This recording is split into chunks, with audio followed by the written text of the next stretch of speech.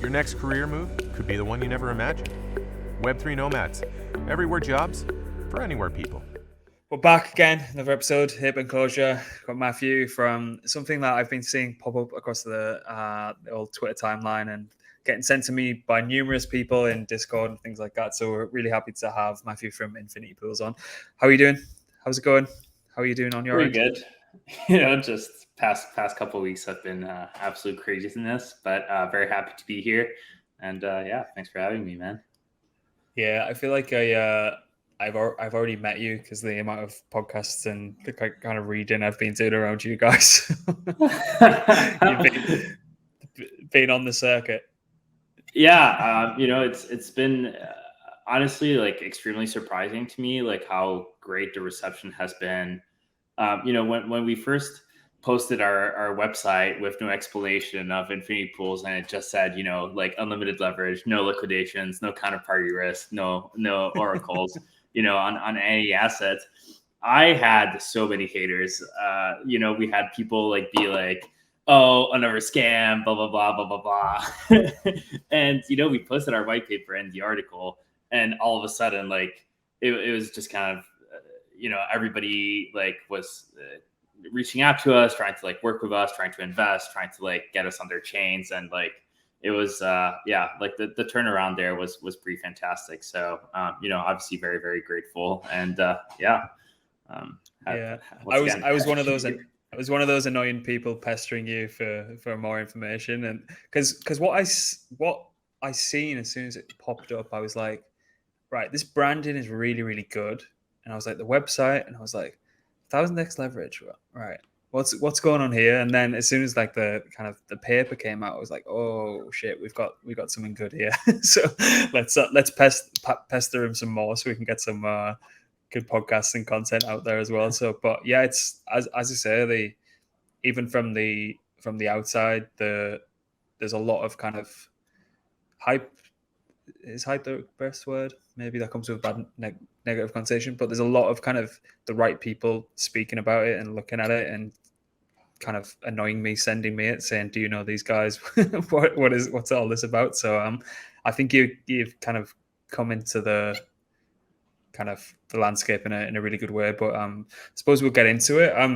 We like to kind of just have a brief kind of history or kind of roadmap of how you kind of land yourself here, and then we can get into the product because everyone's got a really weird and wonderful story. There's very much many aspects of everyone's story that rhyme. So really, really like to hear how you kind of came into this space. Yeah, for sure. So how I came into this space, and I'll try to be like vague with the details, just because I'm like some people might not want to get named, but basically, when I first of all, I went to a French high school. My first language is actually French, but I came to the U.S. to study computer science. Specifically, I went to Columbia, and my freshman year there, I was on a floor with a bunch of other engineers, one of whom had one of the very first Coinbase's accounts. So this was like back when, I think they had just finished like YC or something, Y Combinator. And yeah, so, we talked a little bit about Bitcoin, and I had a laptop and free electricity. And the guy was like, "Hey, why don't you run like this, like, Bitcoin pool mining program? It's $30 per month." And I was like, "Oh, $30, like steady income per month. That's not bad. Pays for like a couple meals." And yeah, so that's really how I got started. And the crazy thing at that point was that I didn't understand Bitcoin well enough to understand that it could appreciate in value. I saw it like a currency, like, the USD or like the euro, where I was like, oh, okay, so yeah, this is going to be more or less $30, like every month. And like, that's just going to be it. But eventually, obviously, like, it did grow in value, and all of a sudden I had a lot more Bitcoin than I knew what to do with. And my sophomore year, one of my friends who is like who was like a previous like head of strategy at like one of the biggest like protocols in the space, not at that time, but essentially reached out to me and was like, hey, I heard you were doing Bitcoin mining. I would like to buy some Bitcoin OTC off of you to invest in this thing called Ethereum, who was doing its ICO. And I was like, sure, yeah, like how much do you need? And the guy was like, oh, $10,000 worth of Bitcoin. And I was like, okay, this guy's smart. He's trying to invest, 10K in like some random Bitcoin. I should probably like start paying attention to this. So yeah, it's kind of like how I like initially got into the space. But unfortunately did not go like full time for a while. I was, a quant for a little bit, then did some research, then went into products. So always like very adjacent to crypto, but yeah, was not full time for another while. Yeah, there is no traditional path into this industry, is there? But yeah, it's a good old story, like back to the beginning. And I suppose aside from your own personal kind of origin story in this space, what's kind of Infinity Pool's origin story, and can we just get a little bit of history on that to kind of bring us up to kind of present day? Yeah, for sure. So for the people that like know the team behind Infinity Pools, right? Like Infinity Pools was not the first protocol that we shipped. The first protocol that we actually shipped was this thing called Lemma Finance. Lemma was was originally built on top of perp dexes. So there's no one that's as intimately aware of the problems and pain points of perps as we are, because we had to build on top of various different perp dexes and really deal like firsthand with the flaws that came along. And so Lemma Finance was the first protocol to issue a stablecoin backed by delta neutral perp positions. We were like the very first, and very fast we kind of like ran into all these like different problems, like counterparty risk, like forced settlement of markets, like crazy funding rates, and overall just like poor. Honestly, like all of that would have still been fine if there had been growth. But what we realized pretty fast was that perps weren't growing fast enough, and there was a reason for it. So this kind of like leads into like my entire like thesis of like like derivatives and like stuff like that. So I can talk a little bit more about that, or maybe I can talk more about Infinity Pools. Do you have a preference?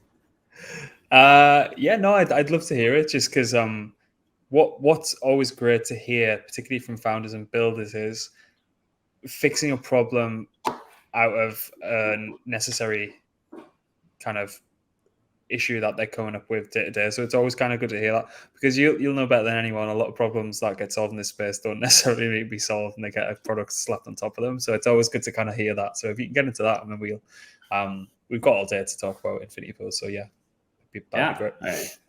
And yeah, I completely agree that a lot of crypto so far has been very much solutions in search of a problem rather than the other way around. And yeah, I hear you on that one.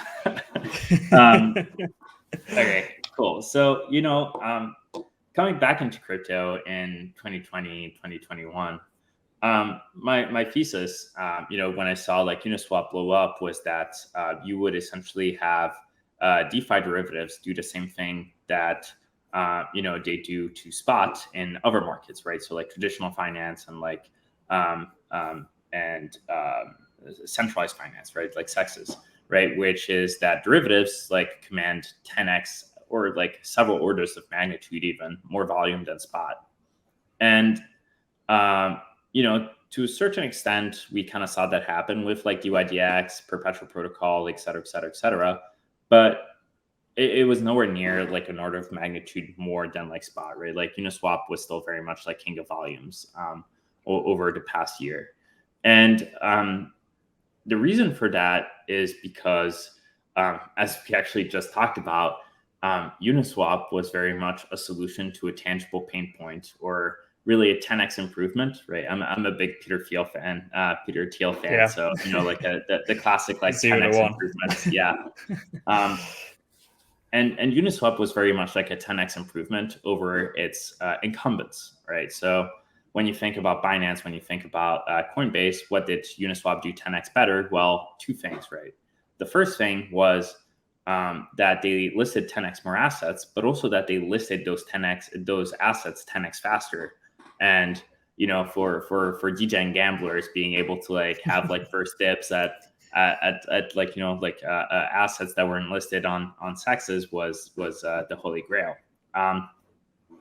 But when it came to DeFi perps, really what we saw happening was that it was just a copy and paste of what was off chain on chain, right? So they took the exact experience that they had off chain on Binance, on Coinbase, and pasted it on chain with zero or very marginal improvements, right?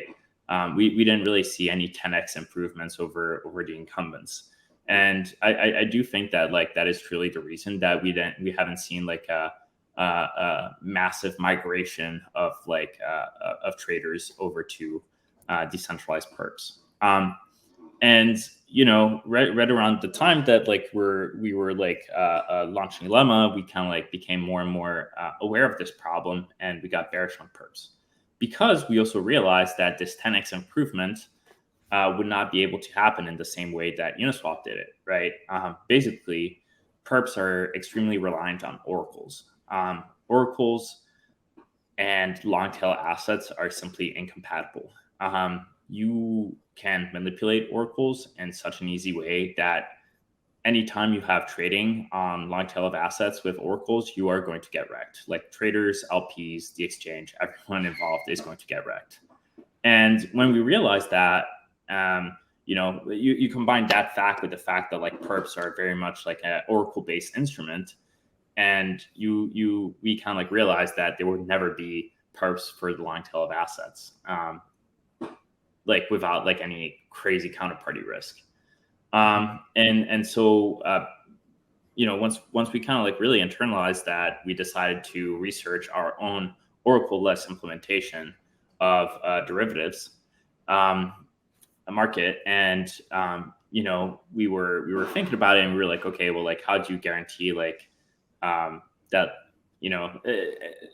the biggest problem with like perps in general and like all of their constraints can be traced to a single thing, which is liquidation risks.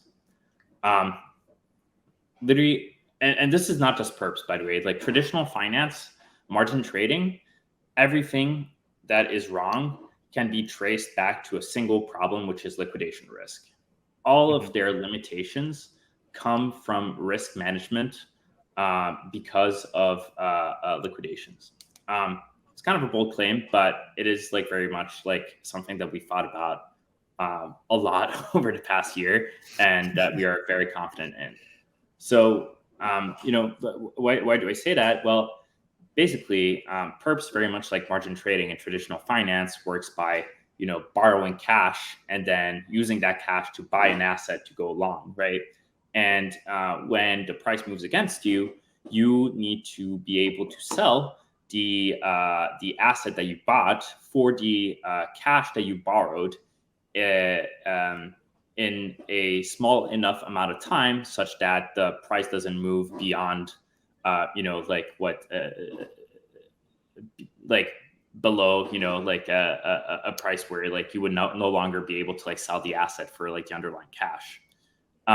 So basically you have this problem where you have to like sell a position really, really fast, and essentially it's a race against time, right? And because the usage of spot liquidity and overall just executing very large orders in short amount of time,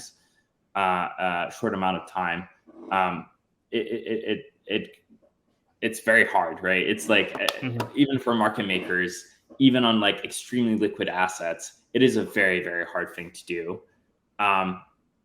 You have to have all these like risk management strategies in place, right? And like one of the main ways that people like today do it with perps is that they give liquidators what we call a liquidation penalty, right? So like when you get liquidated as a user, what's happening really is that you're essentially telling a liquidator, hey, we'll give you 3% of like the total position notional.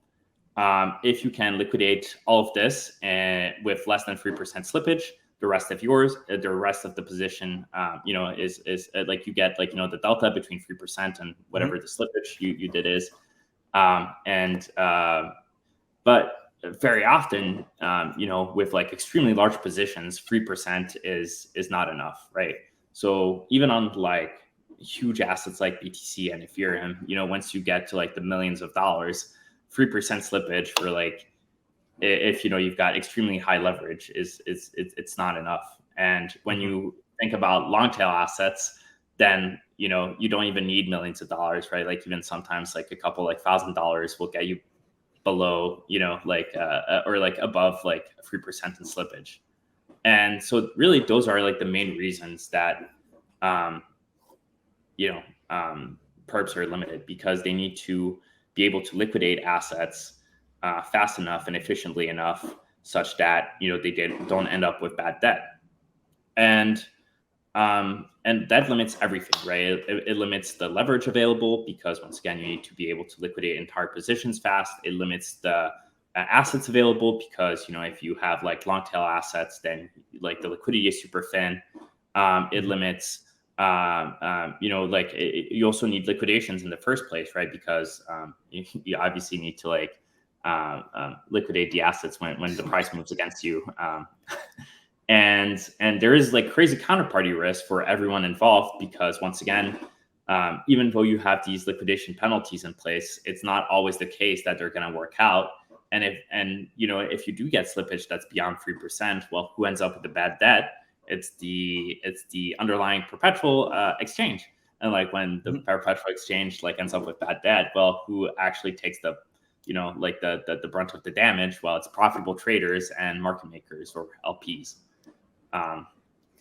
And at a super high level, the big innovation for Infinity pools and how we managed to offer all this crazy shit that seemed too good to be true, right? Like the unlimited debt leverage, like on all assets with no liquidations and no counterparty risk, is that we solved one single simple problem, which is liquidation risks. We got rid of liquidation risk, and basically we found a way to guarantee liquidity such that all trader positions would close perfectly. And by doing that, we just kind of got rid of all constraints that exist for both perps and traditional finance instruments. Nice. Great introduction. So if we use that as a base for people, as I said, it's quite recently came onto everyone's kind of mind share in this space. So can we use what you've just said as a base and kind of give us a high level, if that's possible, of what is Infinity pools like? Yeah, for sure. So at a super high level, Infinity pools is leverage swap DEX. It's it's not an option. It's not a perp. It's a completely new financial instrument. So we may need to like come up with a name for it at some point, but for now, just Infinity pools is fine. On one side, you've got traders, and on the other side, you've got liquidity providers. And those liquidity providers have essentially the same UX and P&L or payoff as UniV free liquidity providers, right? So like they've got impermanent loss, and then they've got yields to offset that impermanent loss, and not only offset, but go and make some profits.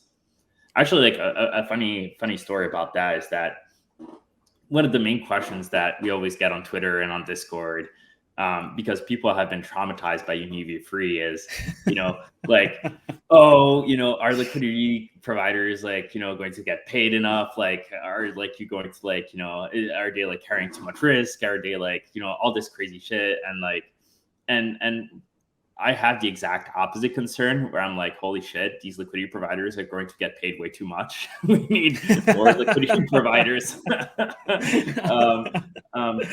Because there's literally like a lower bound on like the amount that they can do. And anyways, I just find it really funny that the disconnect and like what we expected the questions to be and like the actual questions. But yeah, Yeah. but Yeah, yeah, there's a sorry. lot. Like, hopefully that was like high level enough. Yeah, no, I love that. As you said, there's been a lot of kind of, particularly through the downturn of like last year. There's been an awful lot of focus and innovation coming around. One, building on top of UniV3. Two, kind of not getting rid of impermanent loss, but maybe coming onto the market and trying to hedge against it or selling kind of options against the volatility. So we've been speaking to a lot of projects that are doing this. I think this is completely different. I think it's kind of an innovation in the full space. Like I like to use one of your Peter Thiel analogies, like a 0 to 1 innovation. So what does it look like as an LP? So like, let's say I've got like a very basic example of ETH USDC on UniV3, company with Infinity pools. Like what's my next step? Yeah, for sure. And I guess one thing I'll add there is never mind. I'll get to it later. But yeah, at a super high level, we're really going to have 3 different ways that you can provide liquidity to Infinity pools. And like our V1 is only going to have the first 2 ways, and I'll talk a little bit more about like what the third one is super exciting. But the first way that you can provide liquidity to Infinity pools is by connecting your wallet. Our backend will automatically detect if you've got any Uniswap NFTs, LP tokens. You just click on whichever one you want to import and click approve, and that's done. Right? It's literally like a one-click process to get your Uniswap position into Infinity pools. The second way is the very classic, Uniswap, like selecting like a minimum and maximum price and essentially providing liquidity in that range. There are like free advantages that Infinity Pools has over Uniswap on that front, right? And I think it's important to talk about those because once again, people have very much like been traumatized by UniV3. So the first one is that Infinity Pools has much higher yields. What does that mean? It means that, first of all, if you think about yields in more traditional finance terms, you've got, Uniswap yields that are here. You've got realized vol yields that are here. You've got implied vol yields that are here, which is where options, for example, usually get sold. And then Infinity Pools essentially has a volatility arbitrage that allows it to be above realized vol, so already above Uniswap, but really kind of like a lower bound at realized vol. And then we expect obviously like much above, and like it's realized vol with like 0 traders on our platform. So this is very much like the lower bound, but obviously, we expect it to be way above that. And okay, so that's the first thing. So higher yields. The second thing is that for the first time, liquidity providers on Infinity Pools are actually going to be able to generate yield out even when their liquidity is not in range. So if you deploy liquidity, on an ETH-USDC pool and, from 800 to 900 USDC, and the market price of Ethereum is $1,000, you're actually still generating yield, and you're generating yield no matter where the price goes.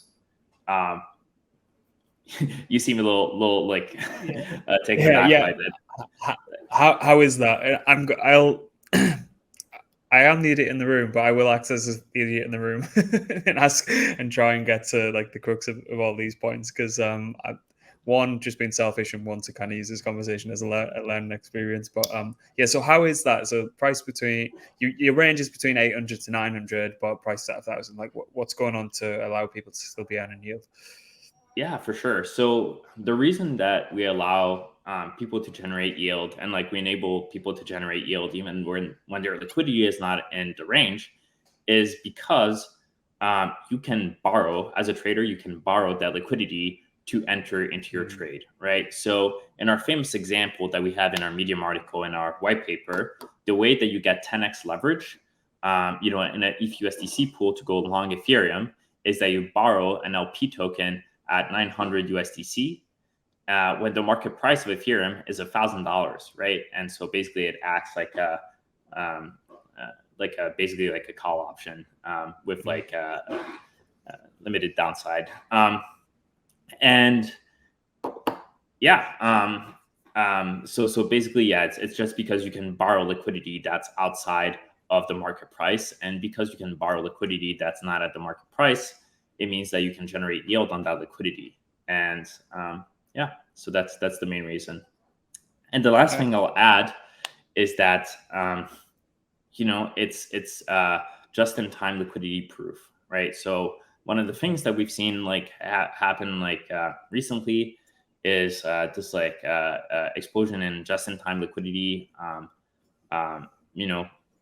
Essentially like market makers, which is basically honestly like another way to think about just-in-time liquidity is that it's just a janky RFQ type system, right? And basically what happens is that passive investors get fucked over because somebody comes in, provides liquidity for one block when they see a big order come in, and then pull out the liquidity as soon as the trade goes through. It's great for traders, that just want to get like a nice fall on their order, but it's not great for passive liquidity providers. In our system, because the yield is paid out on a continuous basis rather than like big discrete chunks, it doesn't make any sense for anyone to like come in for one block, provide liquidity, claim a disproportionate majority of the rewards, and leave, right? It's you need to like stay like over multiple blocks to like get. So basically it's Infinity Pools is definitely more geared towards passive liquidity providers than active ones. Is kind of like the tagline there. Nice. I guess I'll stop here and see if you have any questions. Otherwise, I'll move on to point number 3. Yeah, no, go for it. Just keep going. I'm enjoying listening about this. So continue. Awesome. Cool. So like the third thing that we're not going to be launching with, that's also a way to provide liquidity to Infinity Pools, is what we call everlasting structured products. Everlasting structured products is really fucking cool. So it is an improvement over traditional finance structured products. And in fact, in my opinion, it is like a 10x improvement on multiple different levels. Why do I say that? Everlasting structured products are available on all assets, right? So like you can immediately create any structured payoff, covered call, cash secured put, whatever you want on any asset with any structured payoff you want, right? So like that's the first like 10x improvement, and you can do those completely permissionlessly as soon as like there is like a market for them, right? So like immediately. So that's the first like huge improvement. The second big improvement is that these structured products don't have market makers rolling the positions, right? So like in DOVs and traditional finance structured products, what you have is that you have market makers that roll over your options, your like short options position from week to week. And so when they do that, you have to pay them a spread. Obviously, because we don't have that in Infinity Pools, you don't need to pay that spread to market makers. And the last thing I'll add is that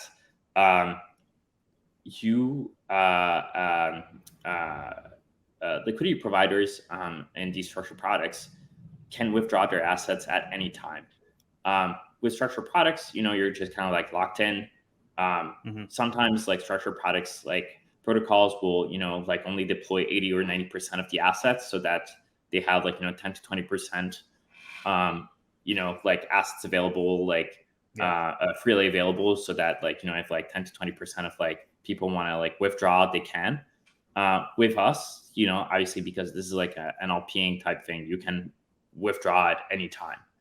So you don't have that lock in. And I think that like that on its own also has like a bunch of downstream composability implications, which make, these structured product vaults actually a lot more composable.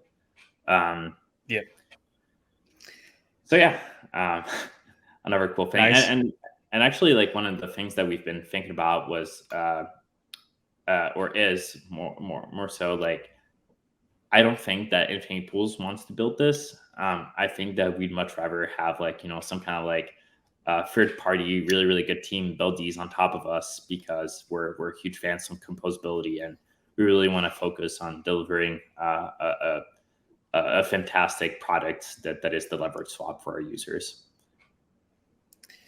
Yeah, that Infinity Pools ecosystem coming soon.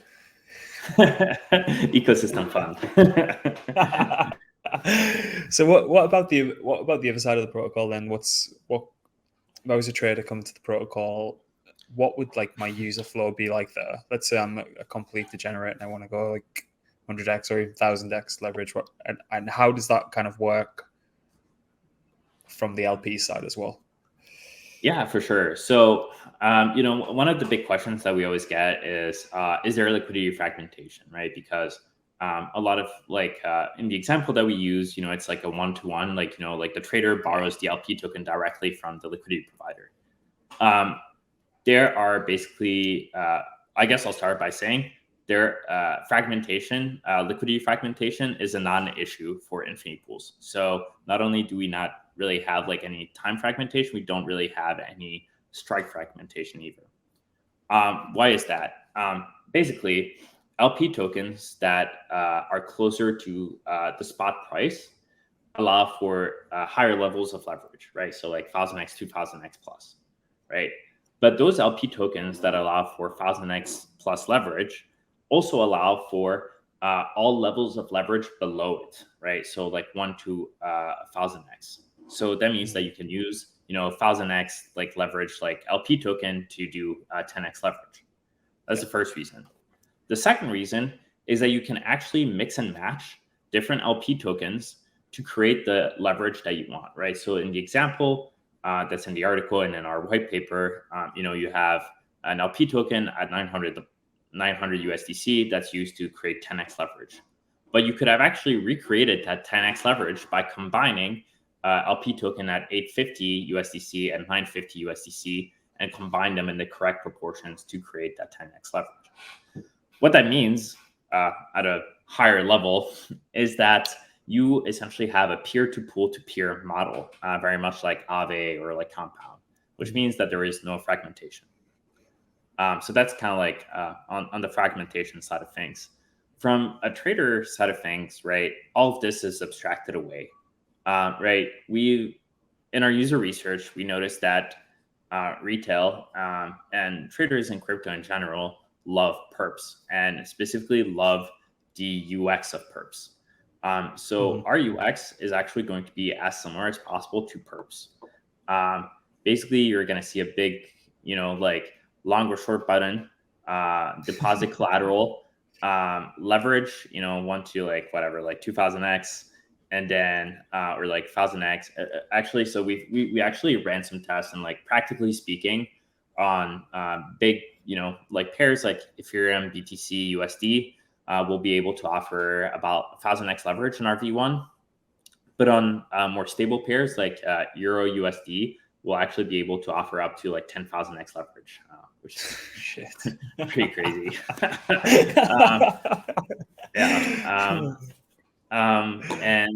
And so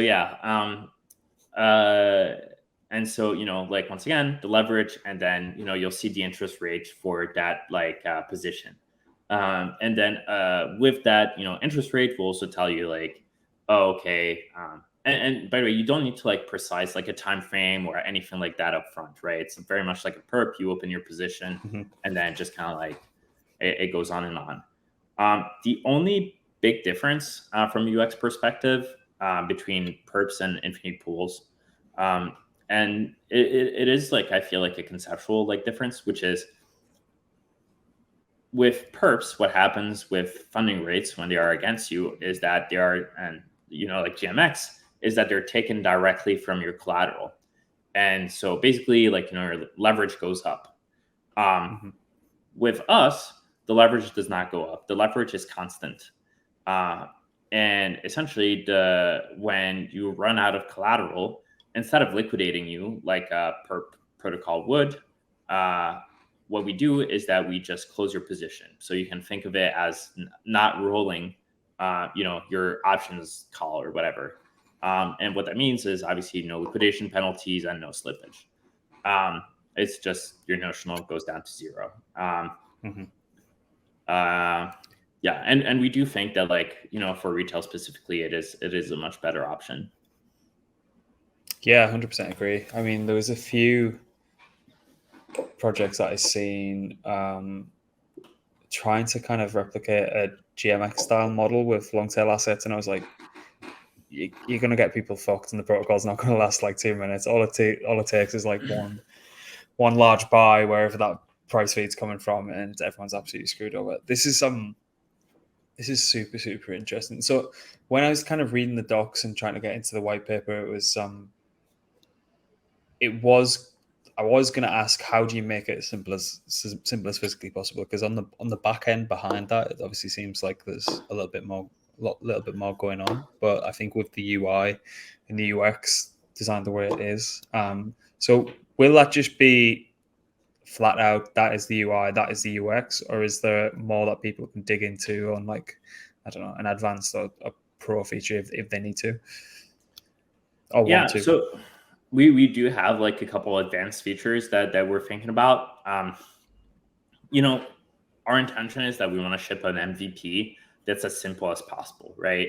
And then layer on complexity. But one of the things that we don't want to do is ship a product that's like too complex from the beginning, has too many different options, right? Because then like you kind of like get frozen. So we really want to ship super simple product, as close and as familiar as possible to perps as possible from a UX perspective, but obviously with all the other perks that I mentioned, and kind of like layer on some stuff on top.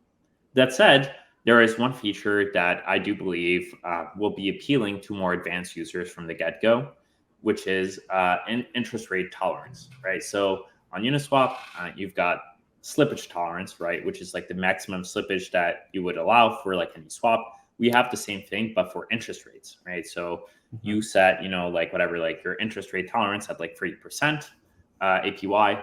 And if the interest rate that you are paying on your leverage swap gets beyond 30% APY, it essentially unwinds your position and doesn't renew the loan. Once again, not a liquidation. It's just your notional going down to zero.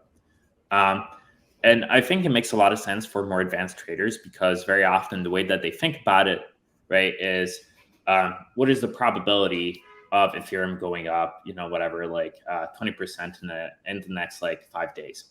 And then like, calculate that probability and like, okay, what am I willing to pay, in terms of interest to bet on that probability, right? And like, if the interest rate is below this amount that I'm willing to pay, then it makes sense to make the bet. If it's above, it doesn't make sense to make the bet anymore.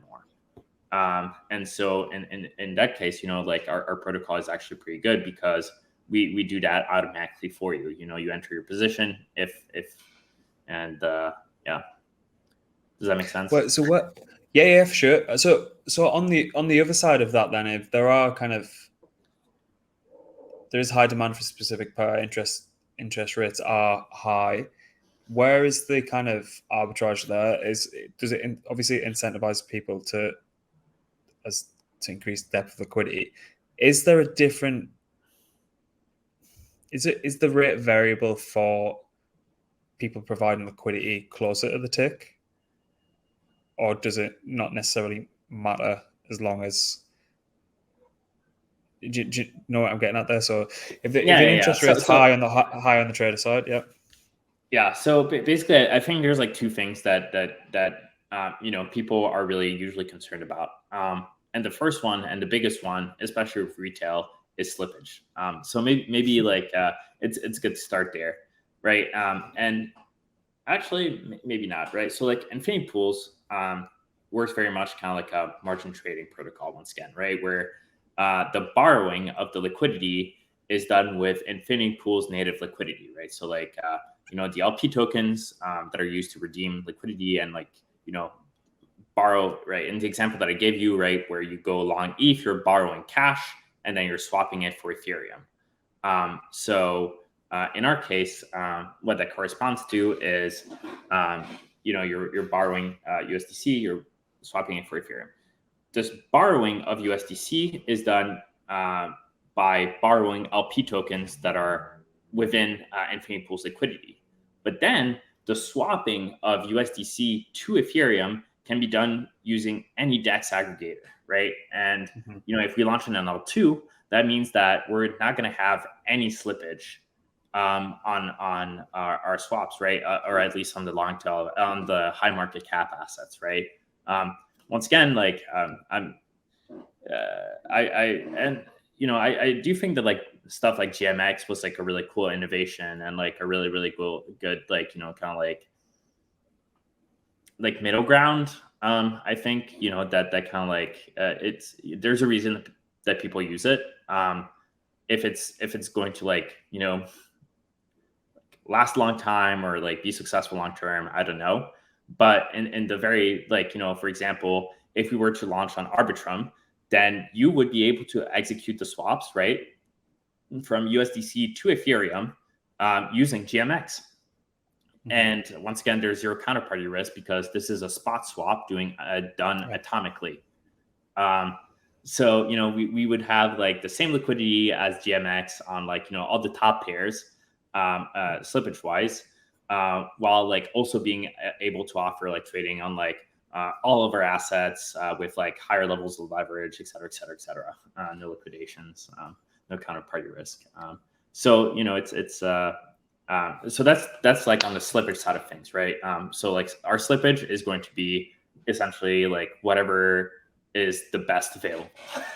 On the interest rate side of things, I feel like your question was like, okay, like how do you arbitrage interest rates to be high, right? Was that kind of like your question?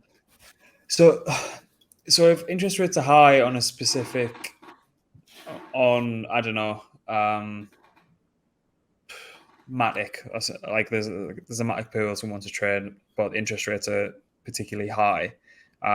So to actually bring that down, obviously that's baked into kind of utilization rates, so incentivizes people to deploy more Matic USDC LP. But what I'm kind of getting at is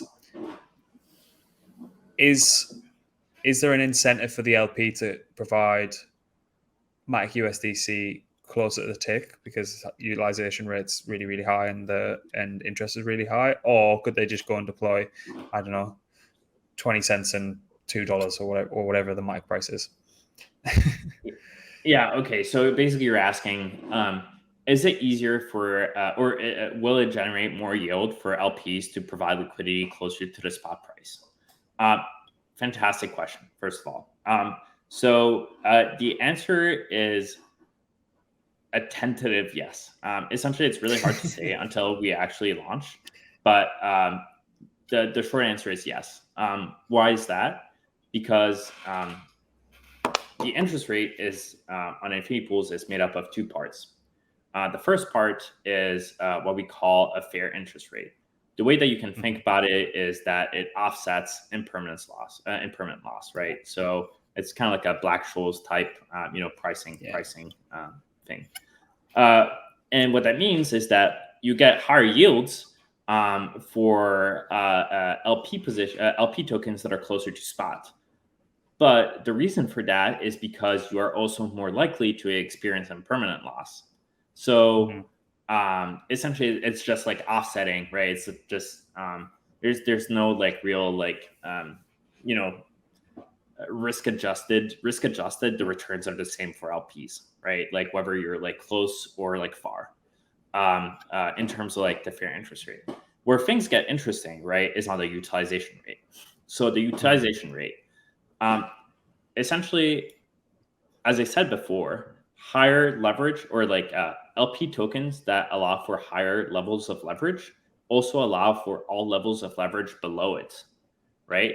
So if you have a LP token that's closer to spot and allows for 1000x leverage, and then you've got an LP token that's further away from spot and allows for 10x leverage, well, the utilization rate is most likely always going to be higher for the 1000x leverage LP token. Why is that? Because it allows not only for 1000x leverage, but all levels of leverage below it. Is that going to be like, like the like what's going to happen in practice, and like, how is like all of this going to go down? Really tough to tell until we launch and we have those numbers. But yes, most likely, I think we'll see higher utilizations for like LP tokens. But once again, I do think that like, while the optimal strategy, especially in the short term, might be to like LP closer to spot, and which is why like, we're talking to like projects like Arrakis and like Gamma to like potentially have some like like rebalancing of LP positions to be around spot. There are also going to be a lot of strategies for LPs that consist of just having your liquidity consistently away from the market price, right? So like, one of the things that I could see people doing is, in an ETH-USDC pool, if you want to stay completely in USDC and you don't want to ever hold Ethereum, what you could do is that you could provide liquidity below the market price. And every time the market price drops, you move your liquidity away from the market price so that you can stay in USDC and generate yield. It's once again, like this completely changes the game for liquidity providers. There's new incentives. We don't know what's going to happen, but yeah, we're super excited to see what people come up with. I'm really glad you mentioned Arrakis, because that was going to be my next question. As soon as you started saying a few things there, I was like, I wonder if there's any kind of UniV3 kind of management protocols that you could build in. And I'm good friends with Squirrel, who leads BD at Arrakis. So I was just thinking, yeah, that's just the composability that's happening now is kind of mind blowing. And even the GammaSwap guys love those guys. We've had them on a couple of weeks back, but fascinating. Honestly, it's going to be such a good year, and it's so nice to see like all of this come out after such a tough year last year. So it's gives me like a bit of hope and encouragement that the industry is actually moving in the right direction, as opposed to like 1000x shit coins and stuff like that. But yeah, it's what about non-USDC pairs, and like is there a way to kind of like ETH BTC leveraged spread trade, or ETH like AVAX spread trade or something like that? Would that be an option, or is it primarily going to be USDC pairs? No, once again, our protocol is completely permissionless, which means you can have pools for any two assets. And I'm not talking only like, like if you're in BTC or like AVAX, whatever, like wrapped AVAX, like Ethereum, you can literally have any two tokens in there, same as Uniswap. And in fact, actually, like I feel like there is like definitely a future in which like we have some stuff like, I don't know. I mean, like, like some stuff, some integrations with like Element or like, some other interest rate protocol in which you can actually trade interest rates with like, 2000x leverage on our protocol. And, we've like, I talked to like one of the Element guys the other day, and I really do think that it's a match made in heaven, because, people are not really going to be interested in trading interest rates on crypto unless, they can get that 2000x leverage. Yeah, there's the Vaults protocol guys, I think, are doing something similar as well. I mean, that truly does open it up. I mean, I've seen like Hidden Adams post a few times about, particularly on the L2s, how beneficial it is for, native like Euro C, G yen, like Japanese yen stablecoin and things like that. And everyone like kind of like Forex on chain doesn't necessarily make any sense. Can't get the leverage. There's no one going to be the liquidity provider for all that. But I suppose this show just opens up all those kind of possibilities as well, which would be really interesting to see. The Forex one's a quite interesting one, because I think a lot of people are just completely saying that's a load of shit. It'll never happen. But wouldn't mind those kind of volumes passing through the protocol at all. Yeah, our head of quant and residence Gigabrain at Infinity Pools, and by the way, we're a super small team. We're like 7 people, so so he's like really like done like the entire protocol would not be possible without him. But he was formerly an FX trader, so really right. did come from that background, and he's been like super excited about that entire thing. Yeah, especially when you say 10,000x leverage on like your USDT, it turns a couple eyes, even in TradFi. Yeah, absolutely. So what kind of stage are you guys at now, like with regards to product and go to market, raise, where are you guys at with all that kind of stuff? Yeah, absolutely. So we're coming out with a test net, I want to say early March, and then